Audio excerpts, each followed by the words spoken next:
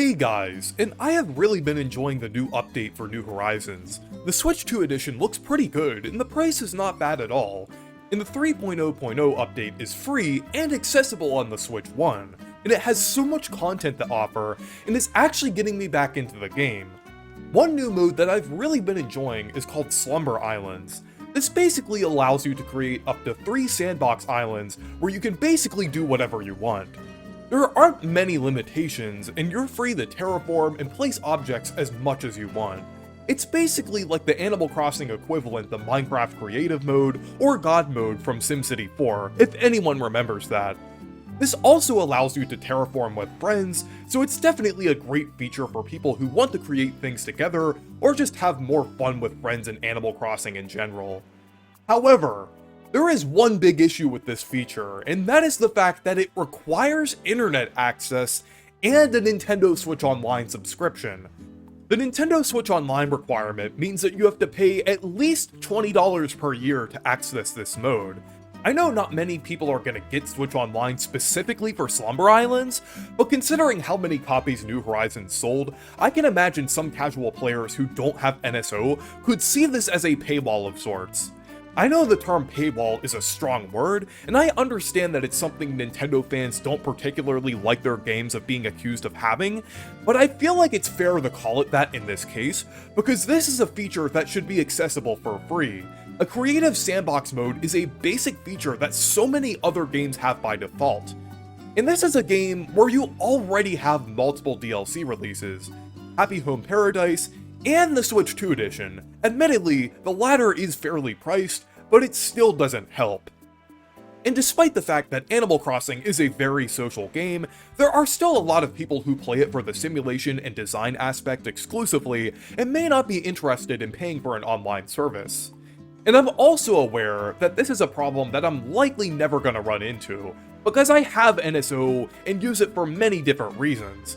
But I feel like it's still important to call out instances where things are unnecessarily locked behind a service.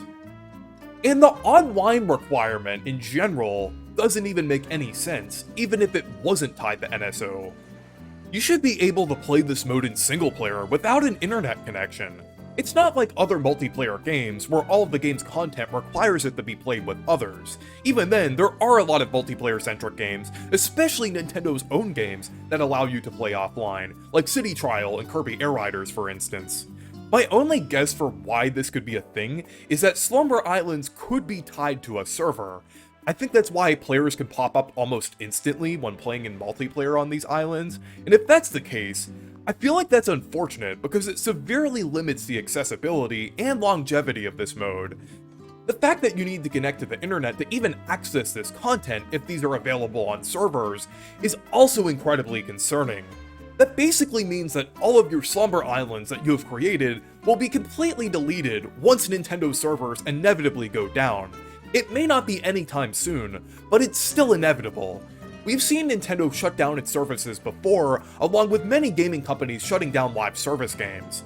None of the content in this mode is being properly preserved, which is really unfortunate, and if anything, this is the most baffling part of the game to not be preserved.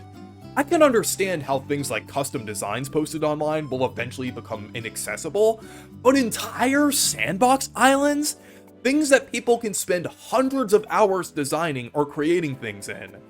It's just really depressing, honestly. And I wouldn't say this is the lowest Nintendo has stooped to in terms of making games a temporary service. Just look at Super Mario Bros. 35 or Dragalia Lost, but this certainly isn't a good look. I really hope Nintendo eventually sees that people value archiving their creations and allow you to play this mode offline in single player, or at least lets people download these islands to their actual hardware. Because I really like this mode so far, and I wish future generations will be able to access it, or people that can look back on their creations decades from now. I know the idea of people looking back at some little thing they made in a Switch game years ago seems silly, but for me personally, I love to go back and look at things that I made as a kid. In fact, before recording this video, I was watching some of my old Minecraft videos and reminiscing on that time. These things can hold a lot of sentimental value to people, regardless of how insignificant they may seem to an outsider, so that's why I feel strongly about media being preserved. It's not just being preserved for the sake of it, it's being preserved because it matters to people. But anyways, let me know what you think of this whole situation down in the comments. I just really hope Nintendo finds a solution to this. But thank you guys for watching this video, make sure to leave a like and subscribe for more, and make sure to check out my Discord server and Blue Sky if you want to. Stay perky!